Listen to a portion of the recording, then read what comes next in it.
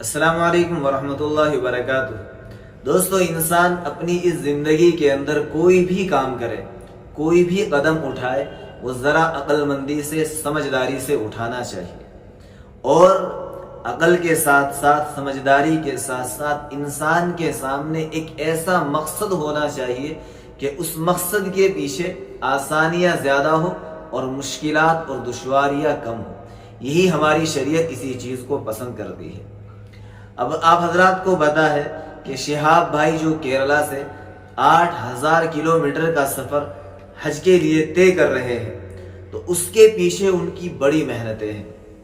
انہوں نے اپنے آپ کو تیار کیا، ہر طریقے سے محنتیں کی، رننگ کی، دوڑ بھاگ کی، ہیلتھ کا اچھے سے خیال رکھا، پھر گورنمنٹ سے بات کی اور اس کی مکمل تیاریاں انہوں نے کی۔ پاسپورٹ وغیرہ، ویزا وغیرہ تمام چیزیں ان کے پاس مکمل ہے۔ اس کے بعد انہوں نے گھر سے قدم نکالا۔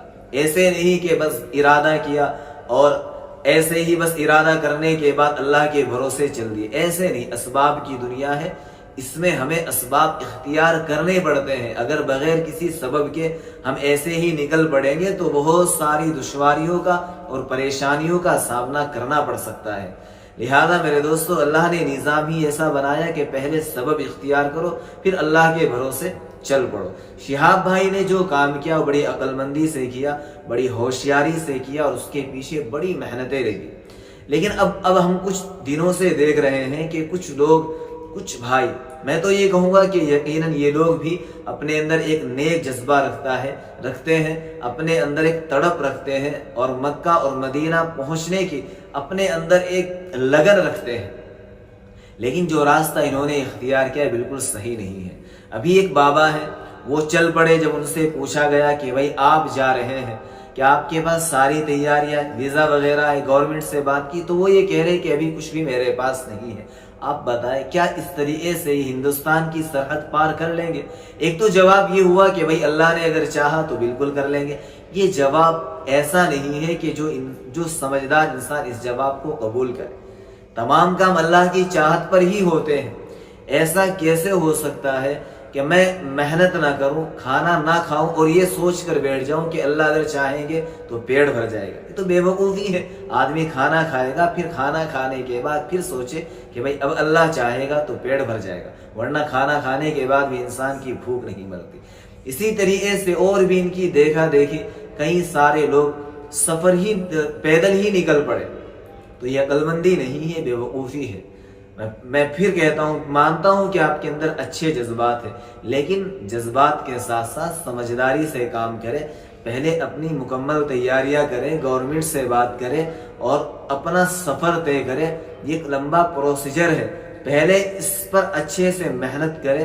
اس کے بعد ان کو یہی نہیں پتا کہ مجھے یہاں سے کہاں جانا ہے، کون سی سمت اختیار کرنی ہے، کون سے راستے کو پکڑنا ہے، کون سی سرحد پار کرنے کے بعد یہاں سے جب نکلیں گے تو پاکستان جانا پڑے گا۔ پاکستان گورنمنٹ سے بھی بات ہی نہیں، ان کے پاس کوئی ویزا ہی نہیں، کیا وہاں کی گورنمنٹ ان کو انٹری کرنے دے گی؟ بالکل نہیں، ہرگز نہیں۔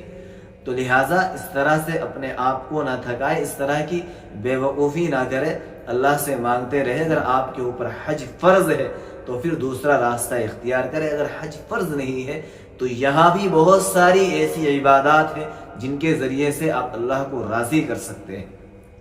اور ساتھ میں اگر آپ کو وہیں جانا ہے، مکہ اور مدینہ ہی جانا ہے، تو پھر اللہ سے مانگتے رہے، دعائیں کرتے رہے، تھوڑے تھوڑے کر کے پیسے جوڑتے رہے۔ مجھے یقین ہے انشاءاللہ اللہ تبارک و تعالیٰ آپ کا غیب سے ضرور انتظام کرے گا۔ لیکن ان کو دیکھا دیکھی بہت سے نوجوان نکل پڑے، نہ ان کو کوئی راستہ پتا، نہ کوئی سمت پتا۔ ان بھائیوں کو روکے، ان کو منع کرے، بھائی یہ صحیح نہیں ہے، آپ کو آگے چل کر بہت ساری پریشانیوں کا سامنا کرنا پڑ سکتا ہے۔ آپ جا کر شہاب بھائی سے بات تو کریں کہ ان کی کتنی اس کے پیچھے محنت ہے اور کتنی زبردست تیاریاں ہیں۔ وہ ایسے نہیں نکلے کہ بس ایسے ہی سوچا اور بس ایسے ہی ارادہ کیا اور چل پڑے، ایسے نہیں نکلے، بلکہ پوری تیاری کے ساتھ نکلے ہیں۔ اپنے تمام بھائیوں سے جو اس وقت ارادہ کر رہے ہیں یا جانا چاہتے ہیں، ان سے یہی کہوں گا، پہلے اپنی مکمل تیاریاں کرے، پھر اللہ سے مانگے، اس کے بعد پھر نکل پڑے۔ اللہ سے دعا کرتے ہیں اللہ تبارک و تعالی ہم سب کو حج کے لیے قبول فرمائے اور ہم سب کا سفر آسان فرمائے۔ السلام علیکم ورحمۃ اللہ وبرکاتہ۔